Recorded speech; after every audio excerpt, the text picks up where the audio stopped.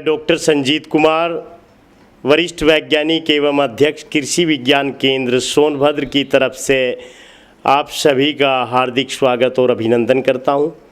साथियों, वर्तमान में हम देख रहे हैं कि खेती की जो लागत है वो बढ़ती जा रही है और मुनाफा घटता जा रहा है। तो इसके लिए क्या करें?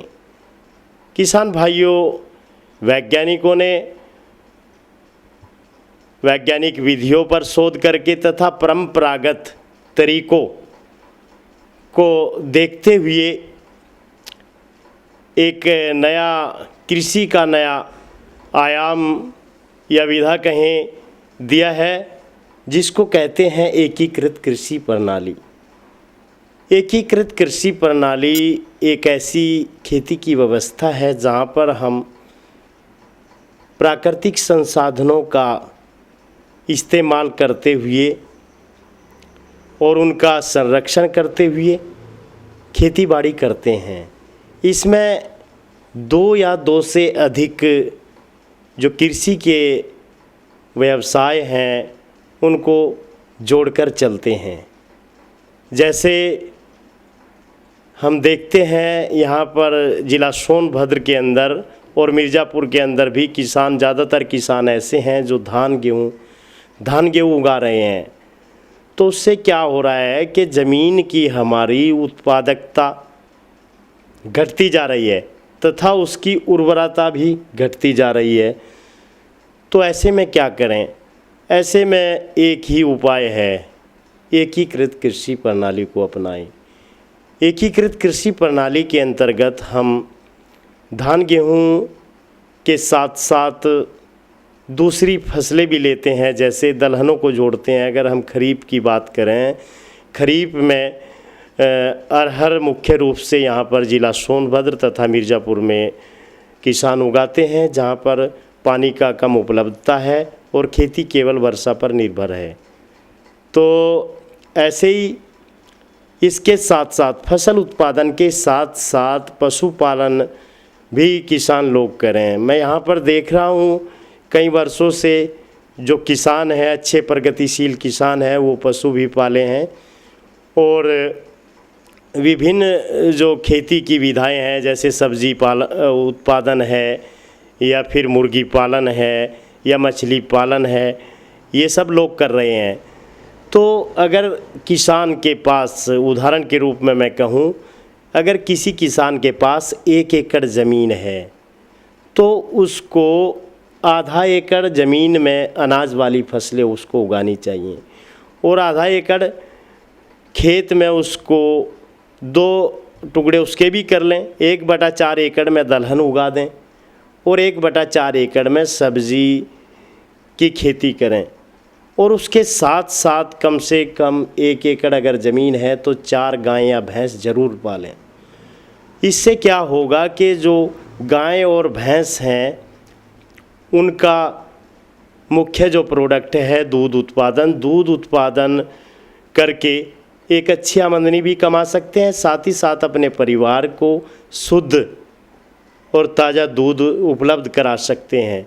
साथ ही साथ जो उसका बाय प्रोडक्ट है, पशुओं का मल मूत्र है, उसको कंपोस्ट बनाकर खेतों में उर्वरता बढ़ाने के लिए इस्तेमाल किया जा सकता है। अगर किसान का कैपेसिटी और अच्छा है तो वो बायोगैस प्लांट भी लगा सकता है। सरकार द्वारा भी काफ़ी सुविधाएं दी जा रही हैं और किसानों का सौभाग्य है कि इतनी सुविधाएं जिला स्तर पर आ रही हैं और किसान संबंधित विभागों में जाकर उनका लाभ उठा सकते हैं, जिसके लिए किसानों का रजिस्ट्रेशन होना बहुत ज़रूरी है। तो एकीकृत कृषि प्रणाली के अंतर्गत जैसे मैं बता रहा हूँ कि फसलों की खेती के साथ साथ सब्जियों की खेती भी करें, कुछ फल वाले पेड़ भी लगाएं और खेत के चारों तरफ बाउंड्री पर सागौन जैसे पेड़ यहाँ पर लगा सकते हैं किसान लोग। तो साथियों, मैं अपनी तरफ से, अपने केंद्र की तरफ से और प्रसार निदेशालय नरेंद्र देव कृषि एवं प्रौद्योगिक विश्वविद्यालय कुमारगंज अयोध्या जिसके दिशा निर्देशन में हम लोग काम कर रहे हैं, उनकी तरफ से यही संदेश किसान लोगों को मैं देना चाहता हूं कि वो एकीकृत कृषि प्रणाली अपनाएं। और जैसे मैं कह रहा था कि पशुपालन का जो बायो प्रोडक्ट है वो गोबर बनाने में, गोबर की खाद बनाने में कर सकते हैं, कंपोस्ट बनाने में कर सकते हैं, या फिर उसको बायोगैस प्लांट में ले जा सकते हैं। बायोगैस प्लांट में जब किसान ले जाएगा तो उससे क्या होगा कि बायोगैस भी बनेगा, जिसका इस्तेमाल डोमेस्टिक पर्पज़ के लिए यानी कि खाना बनाने के लिए, लाइटिंग के लिए कर सकता है। तो जो किसान का व्यय हो रहा है खाना बनाने वाली गैस खरीदने में, वो बच जाएगा, और लाइट के लिए भी उसका जो खर्च हो रहा है वो भी बच जाएगा। सर, आपके संस्थान में जो भी छात्र पढ़ के निकलते हैं वो क्या करते हैं? हमारे विश्वविद्यालय से जो भी छात्र पढ़ के निकलते हैं वो देश भर में और विदेशों में भी कृषि सेवाओं में जाते हैं। और मैं बात करूं इंडिया की, तो भारत के अंदर एक राष्ट्रीय स्तर की परीक्षा होती है, राष्ट्रीय पात्रता परीक्षा जिसको बोलते हैं नेट। इसको भारतीय कृषि अनुसंधान परिषद आयोजित कराता है, और इसका एक सेक्शन बनाए हैं ASRB, agriculture scientist recruitment board, यानी कि कृषि वैज्ञानिक भर्ती बोर्ड।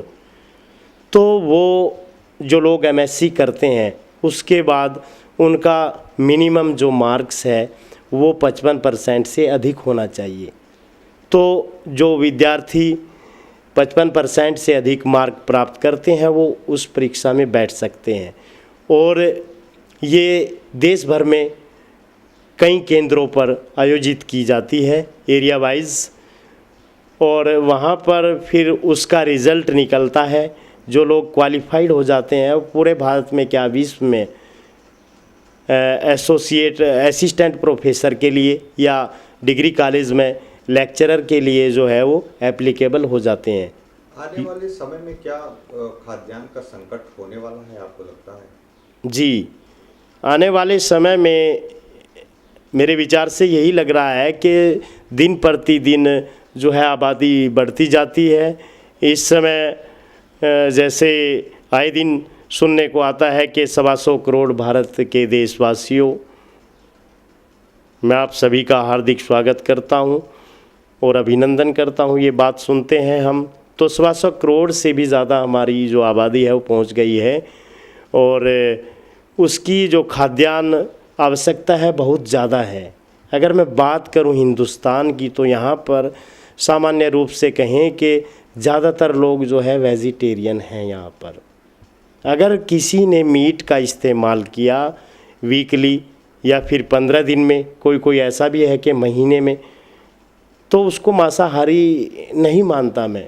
ये मेरा मतलब मानना है अपना। वो मीट खाया तो क्या खाया है, मान लीजिए एक दिन खा लिया।